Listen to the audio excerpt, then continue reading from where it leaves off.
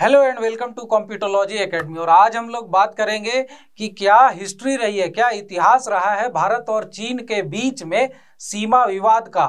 कब चीन अस्तित्व में आया, कब भारत अस्तित्व में आया, ये तो हम सभी जानते हैं।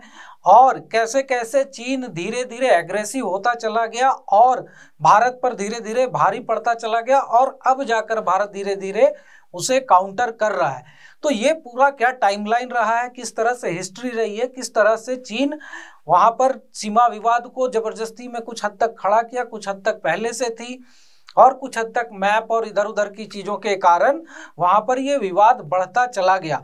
तो ये टॉपिक आपके यूपीएससी के पेपर 2 इंटरनेशनल रिलेशन और इंटरनल सिक्योरिटी दोनों के हिसाब से बहुत इंपॉर्टेंट होने वाला है। और कभी कभी ये ज्योग्राफी में भी आपको क्वेश्चन मिल जाएंगे बॉर्डर इशूज से रिलेटेड। तो वीडियो को आखिरी तक देखें, बहुत ही इंफॉर्मेटिव वीडियो होने वाली है। कोई भी सिविल सर्विसेज या कॉम्पिटिटिव एग्जाम के पॉइंट ऑफ व्यू से भी, या अगर आप इंटरेस्ट रखते हैं इंटरनेशनल रिलेशंस में या भारत के सिक्योरिटी इशूज से रिलेटेड न्यूज़ जानना चाहते हैं, तो उसके हिसाब से भी ये बहुत इंपॉर्टेंट होने वाली है। और जो भी हमारे चैनल पर नए हैं वो प्लीज़ हमारे चैनल को सब्सक्राइब कर लें और बेल आइकन भी दबा दें, ताकि जब भी हम नई वीडियोस डालें तो उसकी इंफॉर्मेशन आप तक पहुंचती रहे। तो चलिए शुरू करते हैं।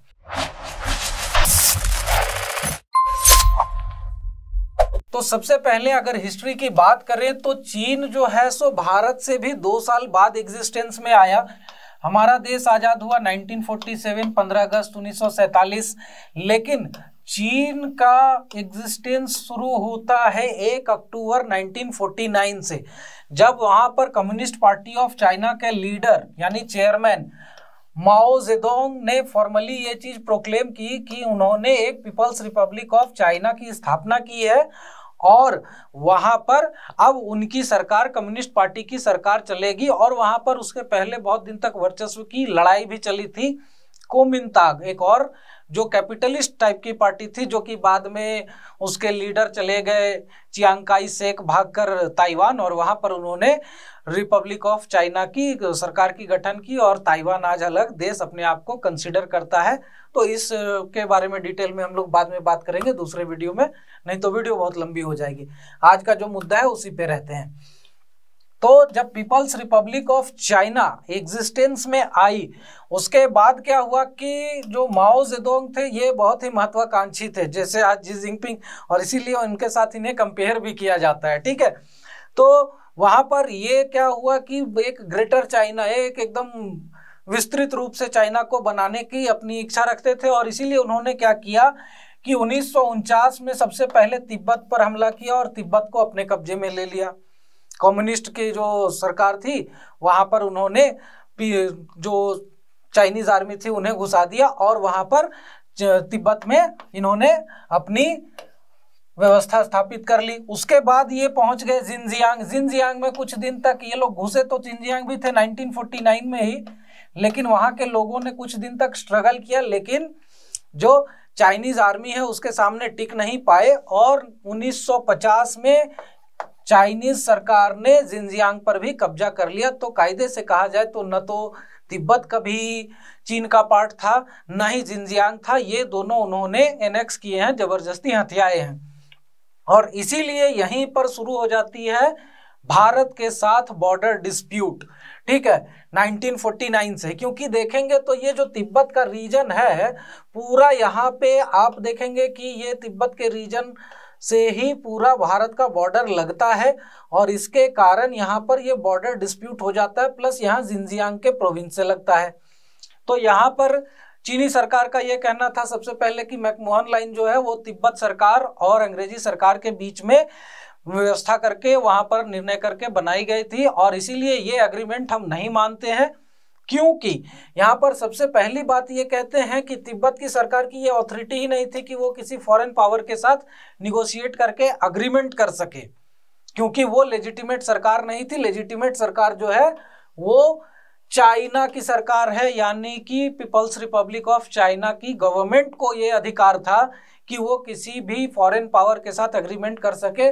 इसीलिए ये मैकमोहन लाइन को ये कहते हैं कि इलीगल है। तो यहाँ पर ये चीज हो गई।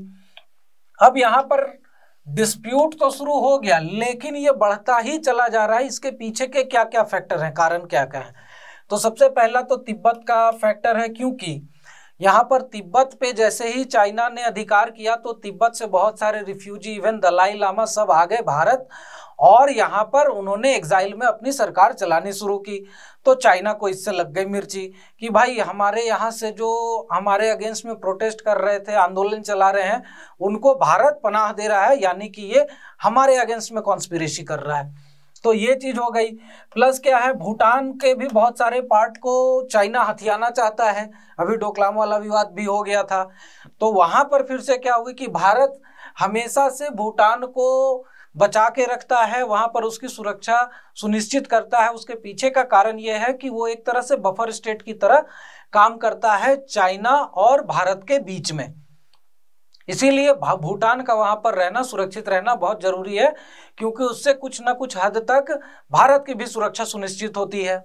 तो यहाँ पर उस पर भूटान पर बहुत बार कब्जा करने के बहुत सारे पार्ट्स पे चाइना कोशिश करता है, भारतीय आर्मी चली जाती है, तो चाइना को उससे भी मिर्ची लग जाती है।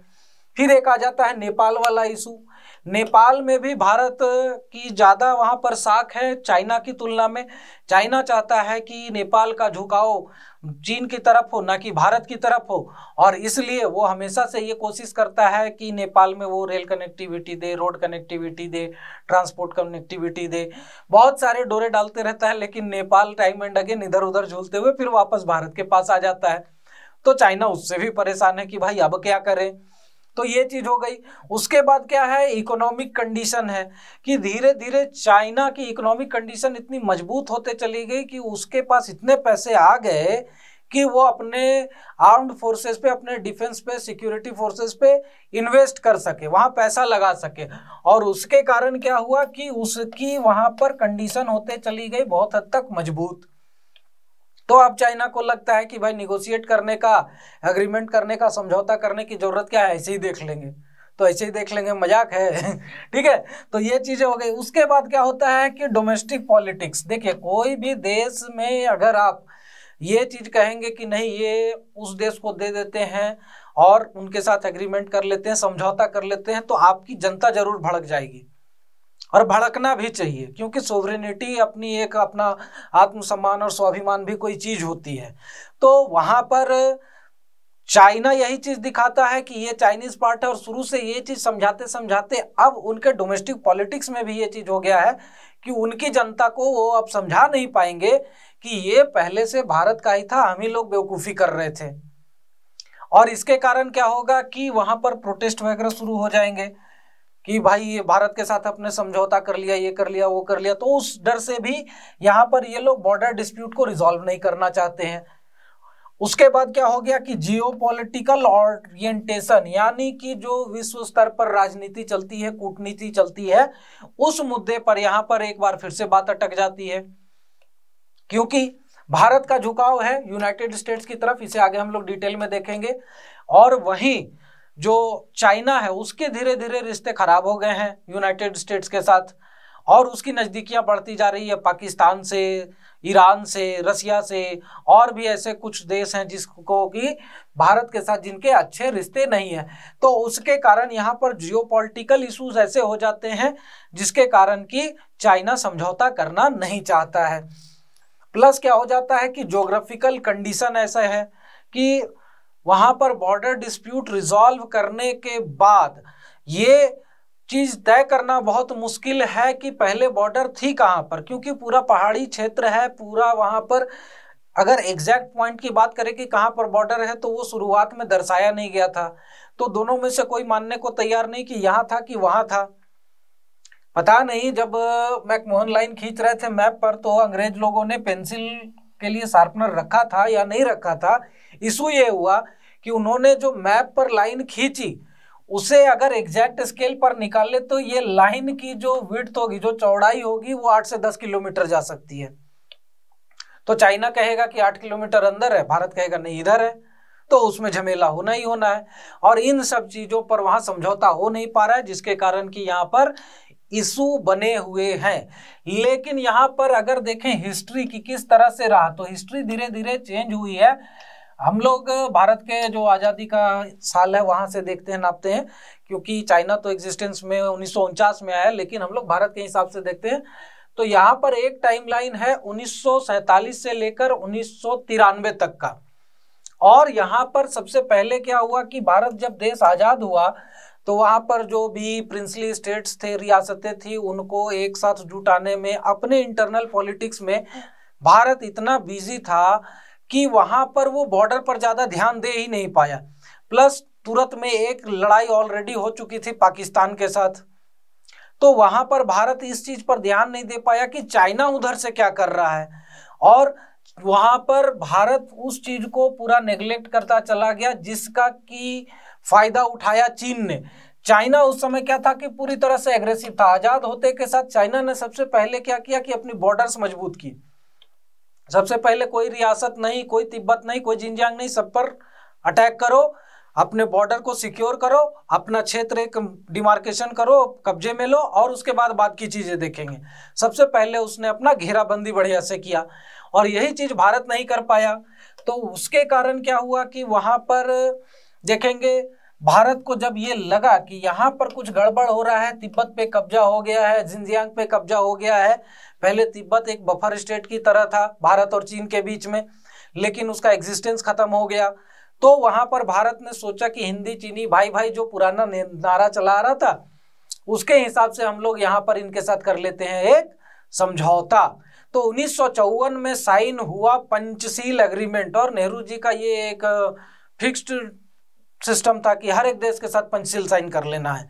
और वो पंचशील क्या था? पंचशील में 5 मुद्दे थे, इसीलिए इसे पंचशील कहा जाता था कि हम लोगों को एक दूसरे को इज्जत करना, रिस्पेक्ट करना है एक दूसरे देश को, और उनकी जो टेरिटोरियल इंटीग्रिटी है, यानी कि उनका जो बॉर्डर है उसको रिस्पेक्ट करना है, किसी के दूसरे क्षेत्र में नहीं घुसना है, और उनकी संप्रभुता पर, उनकी सोवरेनिटी पे किसी तरह से हमला नहीं करना है।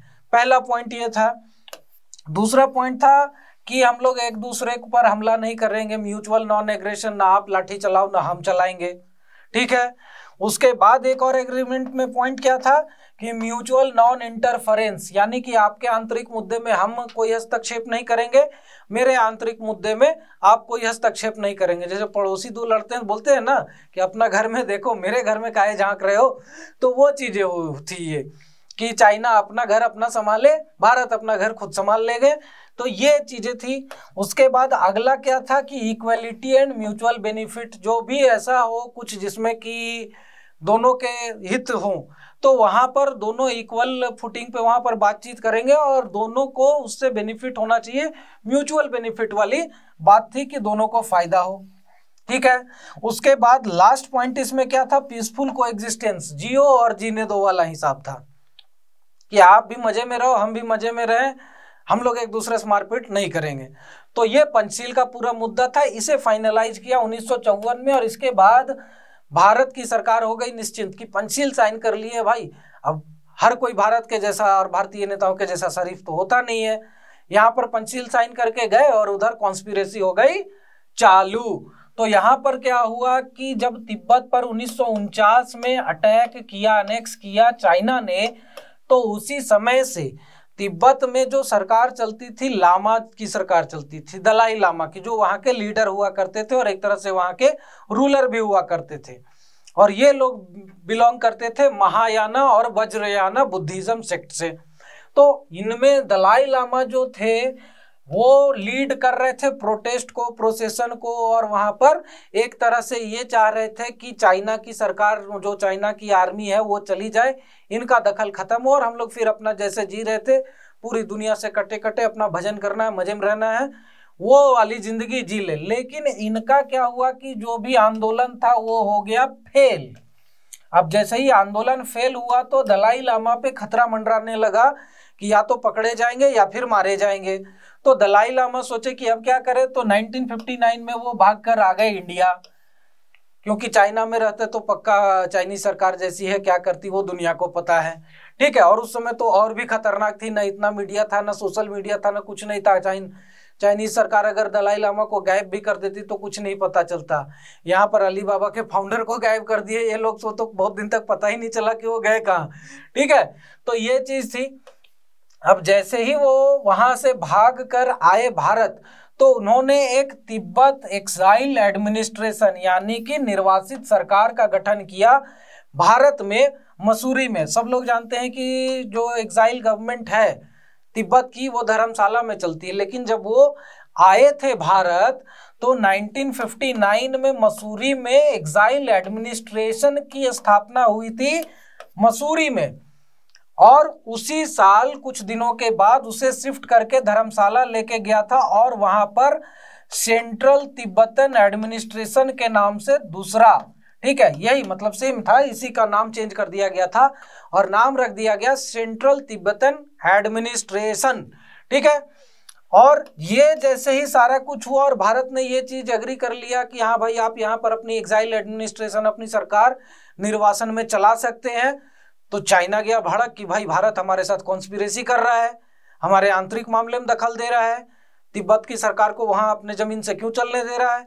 तो ये दिक्कत हुई, तो इसका इल्जाम लगाया चाइना ने भारत पर, लेकिन तुरंत अटैक नहीं किया, क्योंकि उस समय तक चाइना क्या है, जिनजियांग और अक्साई चीन ये सब वाला हाईवे बना रहा था, अपनी इंफ्रास्ट्रक्चर, अपना रोड डेवलप कर रहा था, और उस समय तक वो इस स्थिति में नहीं था कि तुरंत में वो भारत पे हमला कर दे। तो उसने 3 साल का वेट किया और 1962 में इसी इल्जाम के बनिस्बत चाइना ने भारत पर हमला कर दिया, और हो गया 1962 का वार, जिसमें कि हमें हार का मुंह देखना पड़ा। लेकिन यहाँ पर उसके बाद क्या हुआ कि फिर से थोड़ा बहुत निगोशिएशन हुआ है, उसके बाद एग्रीमेंट वगैरह हुआ, बातचीत हुई, और उसके बाद अगर बात करें तो फिर वहां से कोई भी मेजर लड़ाई नहीं हुई है भारत और चाइना के बीच में 1962 के बाद से। लेकिन धीरे धीरे क्या हुआ कि 1993 के बाद चाइना का स्टैंड होने लगा चेंज, और उसके पीछे भी अलग कारण है, क्योंकि यहां से देखेंगे 1993 में, 1991 में क्या हुआ, एलपीजी आया, liberalisation, privatisation and globalisation, Bharat की इकोनॉमी खोल दी गई, चाइना को लगा कि हमारा मार्केट मिल गया भाई, पहले से हम लोग यूएस और वेस्टर्न कंट्रीज को बेच रहे थे माल, क्योंकि जो लिबरलाइजेशन वगैरह का काम है वो 1970s में ही चाइना ने कर दिया था, अपनी मार्केट फॉरेन इन्वेस्टमेंट के लिए खोल दी थी, मैन्युफैक्चरिंग हब बनना चालू हो गया था चाइना, तो उसको भारत दिखा एक बड़ा सा मार्केट, तो वो बोले दौड़ो दौड़ो दौड़ो, पकड़ो पकड़ो, बाजार मिला बाजार मिला। तो वो क्या हुआ कि वहां पर उन्होंने एक अग्रीमेंट किया भारत के साथ कि हम लोग आपस में एकदम पीस एंड ट्रैंक्विलिटी मेंटेन करेंगे, लाइन ऑफ एक्चुअल कंट्रोल पे, ना तो वहां पर हम लोग कोई दंगा मचाएंगे, ना मारपीट करेंगे, यथास्थिति बनाए रखना है, शांति बनाए रखना है, पीस एंड ट्रैंक्विलिटी मेंटेन करना, जैसे छोड़ देते हैं। कब तक, जब तक कि हम लोग बॉर्डर का इशू फाइनली सेटल नहीं कर सकते हैं, आपस में बातचीत नहीं कर लेते हैं, सुलझा नहीं लेते हैं मुद्दा, तब तक शांति बनाए रखना है, कुछ नहीं करना है, जो है जो रहने दो, पहले बातचीत करके फैसला कर लेते हैं, ठीक है। और एक चीज क्या इन्होंने प्लेज किया कि हम लोग स्ट्रिक्टली ये चीज फॉलो करेंगे कि हमें एलओसी को रिस्पेक्ट करना है, उसको वैल्यू देना है और उसी को मानना है, उसको सम्मान देना है। एलएसी के ना आगे हम बढ़ेंगे ना आप बढ़ो, अभी जो है एलएसी रहने दो, जब तक की बातचीत से हम लोग समझौता नहीं कर लेते हैं, मुद्दा सुलझा नहीं लेते हैं। तो ये चीज हुई। और एक क्या हुआ कि कोई भी यहाँ पर शांति भंग ना हो और यथास्थिति बनी रहे, इसके लिए हमें यहाँ पर कम से कम मिलिट्री फोर्सेस रखनी है एलएसी पर, जितना कम से कम मिलिट्री फोर्सेस हो, जिससे कि उसकी प्रॉपर निगरानी हो जाए, और मारपीट करने भर का भीड़ नहीं जुटाना है एलएसी पे, ठीक है। क्या कहता है आदमी कि 2 आदमी आया तो बात करने आया, अगर 10 आदमी पहुंच जाए तो आदमी सीधा नहीं बोलता है मार करने आया हो का, मारोगे, तो वो चीज नहीं होनी चाहिए। तो ये यहाँ पर फिर 1993 में जैसे ही चाइना को दिखा पैसा, चाइना को दिखा इकोनॉमी, मार्केट, तो उन्होंने तुरंत एक एग्रीमेंट कंक्लूड किया। और उसके बाद क्या वहां पर उसमें था कि हम लोग जो आगे का मुद्दा सुलझाएंगे उसमें क्या होगा कि mutual and equal security maintain करके चलेंगे जब तक मुद्दा सुलझ नहीं जाता है, ताकि आपकी जो सिक्योरिटी है उसको कोई हार्म हम नहीं करेंगे और मेरी जो सिक्योरिटी है उस पर भी कोई हार्म नहीं होना चाहिए, उस पर कोई आफत नहीं आनी चाहिए। ये चीज हुई। और फिर 1996 में एक और एग्रीमेंट किया गया CBM, यानी कि कॉन्फिडेंस बिल्डिंग मेजर। एक दूसरे पर भरोसा बढ़ाने के लिए, भरोसा कायम रखने के लिए कुछ कुछ स्टेप्स लेने हैं। उसमें क्या करना है कि एक दूसरे का मैप का एक्सचेंज, कितना आपने मिलिट्री रखा है, आपके बॉर्डर एरिया में क्या क्या इंफ्रास्ट्रक्चर डेवलप हो रहा है, किस तरह से आप बॉर्डर एरिया को मेंटेन कर रहे हैं। तो आपसी जो है सैन्य ऑफिशियल्स जो रहेंगे वो एक दूसरे से बातचीत करेंगे और मैप वगैरह एक्सचेंज करेंगे, इंफॉर्मेशन एक्सचेंज करेंगे।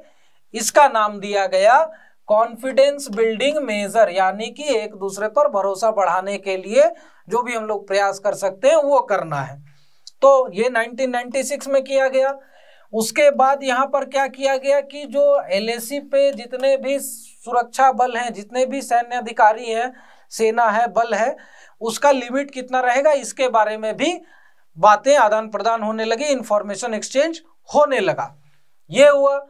अब क्या हुआ कि यहाँ पर इसी एग्रीमेंट में एक चीज और हुआ कि आगे से यहाँ पर LAC के पास कोई भी गोली नहीं चलेगी, या तो दूसरे पर या अपने जमीन के अंदर भी, लेकिन LAC के पास, लाइन ऑफ एक्चुअल कंट्रोल के पास एक भी गोली नहीं चलनी चाहिए, गोली की आवाज नहीं आनी चाहिए। इसीलिए देखते होंगे जब भी झड़प होती है तो डंडा उंडा लाठी उठी ईंटा पत्थर से होता है, क्योंकि ये एग्रीमेंट है कि LAC पे गोली नहीं चल सकती है, और अगर वो टूटा तो फिर लड़ाई बढ़ सकती है, एग्रीमेंट टूटा तो।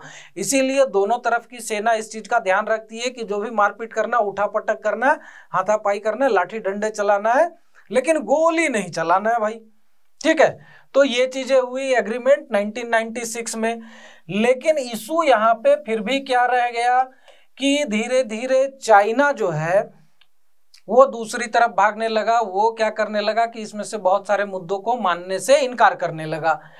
तो सबसे पहले क्या हुआ कि चाइना जो LAC, जैसे LAC के आसपास पे सारा एग्रीमेंट है कि वहां पर पीस, ट्रैंक्विलिटी, सेना के अधिकारी वहीं पर यथास्थिति मेंटेन करना है, कितने रखना है, कहां तक रखना है, सारी चीजें थी।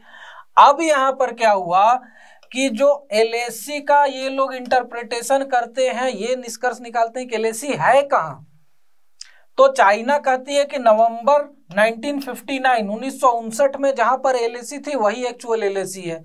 लेकिन अगर LAC की बात करें तो उसके बाद भी बहुत इधर उधर किया गया है, और भारत कहता है कि नहीं, LAC जो है वो उधर होना चाहिए चाइना की तरफ, क्योंकि जब भारत के साथ एसिमिलेशन हुआ जम्मू एंड कश्मीर का, तो वहां पर इंस्ट्रूमेंट ऑफ एक्सेशन में जो बाउंड्री मेंशन की गई थी LAC, उसे मानना चाहिए। तो इस चीज पर हो गया विवाद। तो यहां पर चाइना ने कहा कि हम तो ये चीज मानेंगे नहीं, और इसी चीज पर क्या हुआ कि बातचीत का झमेला हो गया गड़बड़, क्योंकि जो मैप एक्सचेंज होता था दोनों सरकारों के बीच में निगोशिएशन के दौरान, उसमें चाइना ने क्या किया, अक्साई चीन यानी कि वेस्टर्न सेक्टर जो है चाइनीज बॉर्डर का, वहां पर अक्साई चीन को पश्चिमी सेक्टर में क्या किए कि अपने एरिया में दिखा के मैप बना के दे दिया भारत को, और भारत ने जो मैप दिया उसमें उन्होंने अक्साई चीन को खुद का दिखाया। अब जब दोनों मैप एक दूसरे के पास पहुंचे एक्सचेंज के बाद, दोनों भड़क गए। इंडिया भड़क गया कि तुम अक्साई चीन खुद में कैसे दिखा दिए, चाइना भड़क गया कि तुम अक्साई चीन खुद में कैसे दिखा दिए। तो इसके कारण हो गया गड़बड़ और यहाँ पर बातचीत टूट गई।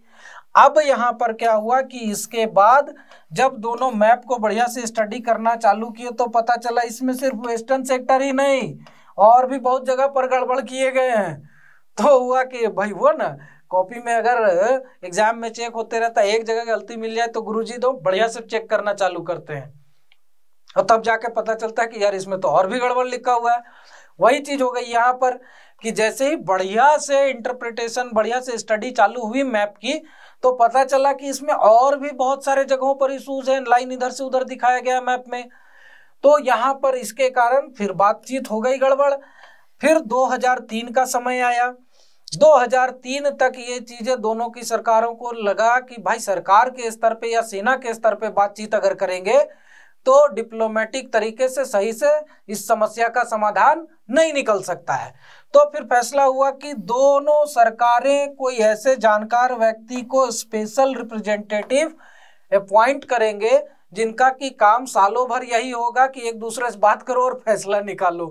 ठीक है, तो दोनों तरफ से स्पेशल रिप्रेजेंटेटिव 2003 में अपॉइंट किए गए और ये दोनों रिप्रेजेंटेटिव सालों भर जब बात कर रहे हैं साथ में, तब 2 साल का समय लगा के ये चीज फाइनल कर पाए कि हम लोगों का जो बातचीत का तरीका होगा, गाइडिंग प्रिंसिपल होगा, वो कैसा होगा, किस तरह से बात करेंगे, किस तरह से इस समस्या का सुलझाने का प्रयास करेंगे।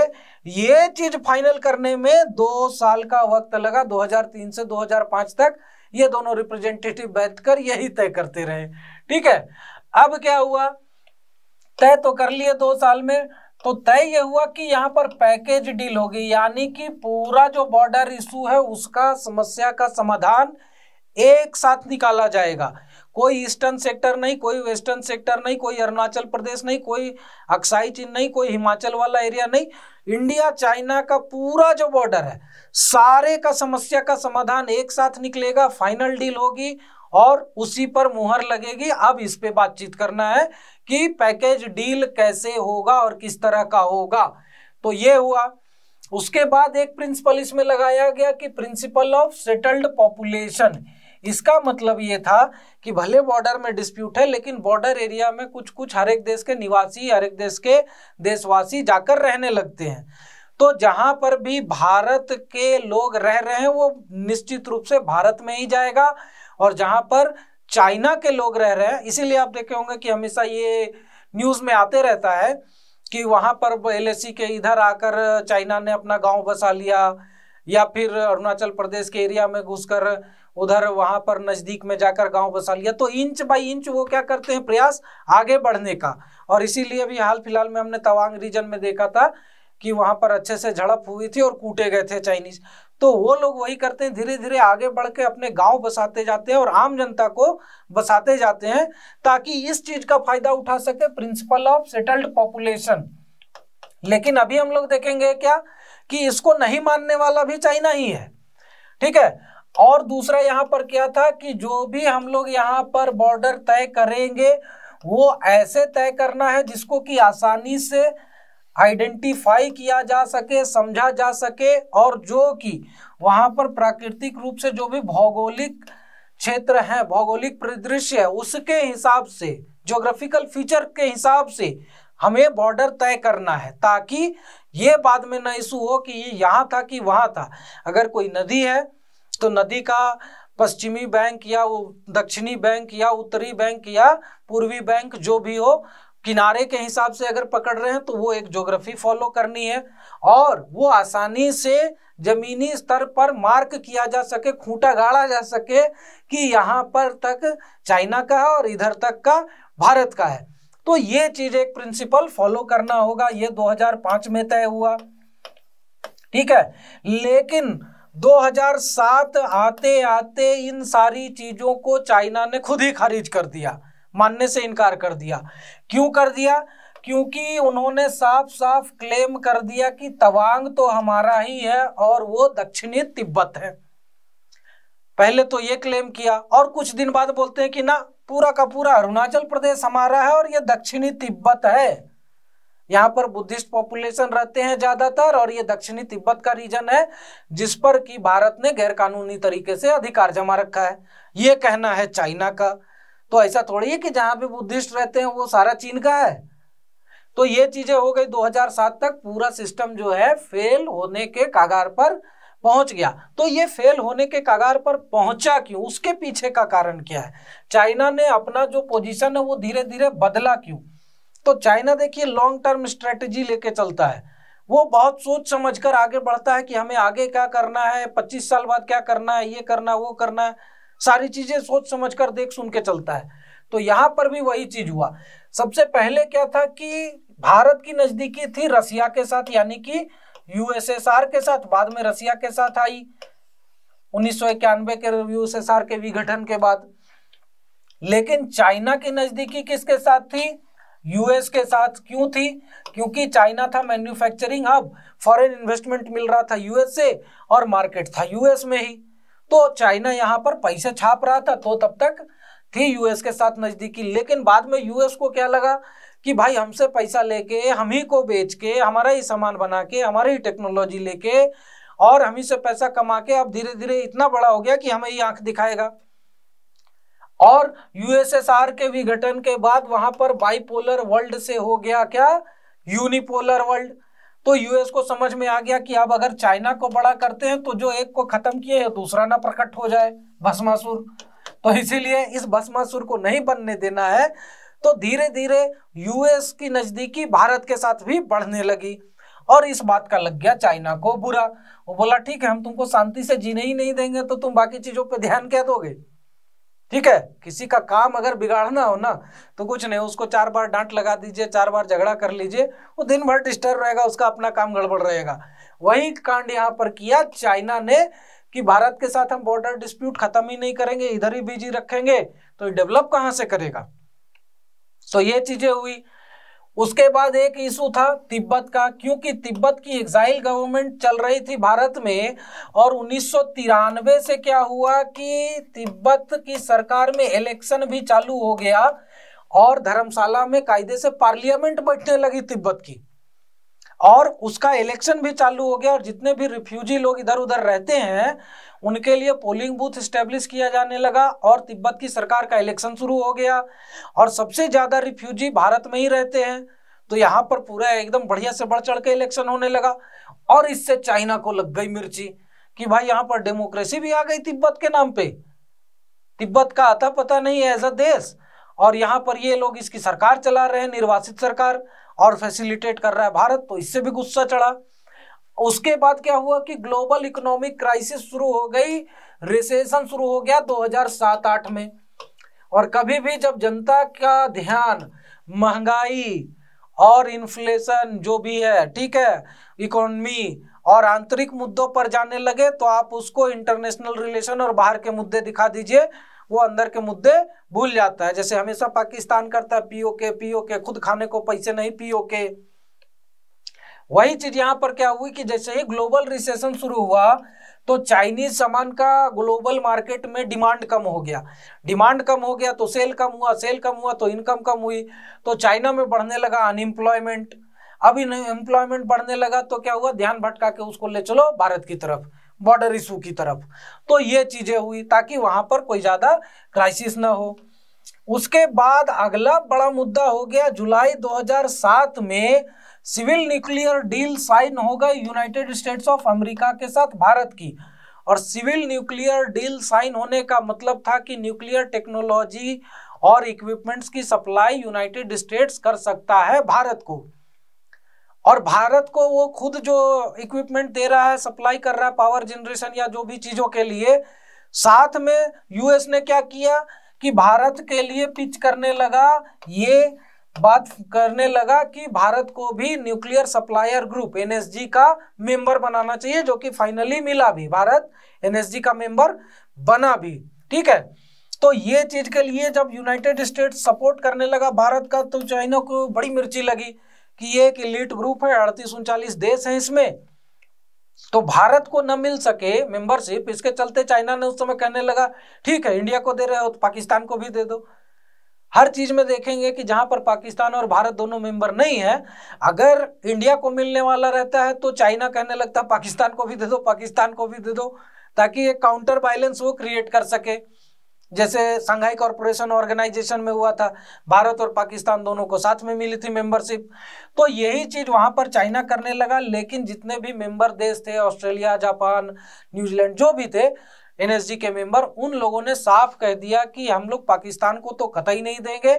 और उसके चक्कर में चाइना ने बहुत दिन तक इस चीज को रोक कर रखा कि भारत को न मिले, और 2014-15 में जाकर भारत को मेंबरशिप मिल पाई एनएसजी की। ठीक है, उसके बाद 2008 में एक और बड़ा इशू क्या हो गया कि तिब्बतन रिफ्यूजी जो थे सो तिब्बत की आजादी के लिए पूरी दुनिया भर में प्रोटेस्ट करने लगे, और सबसे ज्यादा पॉपुलेशन तिब्बत रिफ्यूजी की है भारत में। और हर जगह वो लोग क्या कर रहे थे, पूरे विश्व में चाइनीज एम्बेसी के बाहर झंडे वंडे लेकर पूरा बढ़िया नारेबाजी और प्रोटेस्ट कर रहे थे, और भारत में ये ज्यादा बढ़ चढ़ के हुआ। उसके कारण क्या हुआ, चाइना फिर से भड़क गया कि यार ये अजीब हालत लगा रखी है भारत ने। बार बार तिब्बत का मुद्दा, तो चलो हम यही तिब्बत का मुद्दा लेके अभी बॉर्डर डिस्प्यूट क्रिएट करते हैं, खींचते हैं इसको लंबा, तब मजा आएगा। उसके बाद सबसे बड़ी दिक्कत क्या हो गई कि आ गए जी जिनपिंग 2012 में बन गए chairman communist party of China के, और 2013 में प्रेसिडेंट बन गए चाइना के। और इनको कंपेयर किया जाता है माओ जेडोंग से, जो खुद बहुत एग्रेसिव थे। 1949-50 में जिनजियांग तिब्बत ये सब पर कब्जा करने वाले वही थे। ठीक है, अब ये जो है सो ये खुद अपने आप को कंसिडर करते हैं कि हम बहुत बड़े लीडर हैं, और हैं भी, क्योंकि आप देख सकते हैं कि इसके पहले हु जिनताओ जो थे उन्होंने कायदे से 10 साल रूल किया, उसके बाद पावर पास कर दिया जी जिनपिंग को। जी जिनपिंग का 10 साल पूरा हुआ 2023 में, उसके पहले वो खुद को लीडर फॉर लाइफ घोषित करवा लिए, जब तक नहीं मरेंगे तब तक हम ही रहेंगे। तो ये थोड़े से एग्रेसिव है भी। बेल्ट एंड रोड इनिशिएटिव लाए, मनी टाइम रोड इनिशिएटिव लाए, स्ट्रिंग ऑफ पर्ल का इनिशिएटिव लाए, तो भारत को चारों तरफ से घेरने की कोशिश करते ही रहते हैं।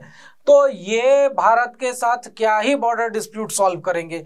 तो ये पावर में आने के बाद यहाँ पर जी जिनपिंग के साफ निश्चित हो गया कि अब तो निगोशिएशन लंबा चलेगा, बॉर्डर डिस्प्यूट इतनी जल्दी खत्म होने वाली नहीं है। और उसके साथ क्या हुआ कि जी जिनपिंग ने आने के बाद एकदम इंफ्रास्ट्रक्चर का डेवलपमेंट तिब्बत में तेजी से बढ़ा दिया। रेल लाइन पर लिंक हो गई, बीजिंग से लेकर एकदम तिब्बत तक, लासा तक, उसके बाद आगे सिंगात्से तक बढ़ा दिए, फिर न्योंगसेई तक बढ़ा दिए। उसके बाद अभी इधर बात चल रही है कि होतान जिनजियांग तक बनेगी, जो हमने पिछले वीडियो में देखा। रोड का नेटवर्क ऑलरेडी डेवलप हो चुका है। उधर रेल लाइन कहते हैं कि ट्राई जंक्शन तक बनाएंगे।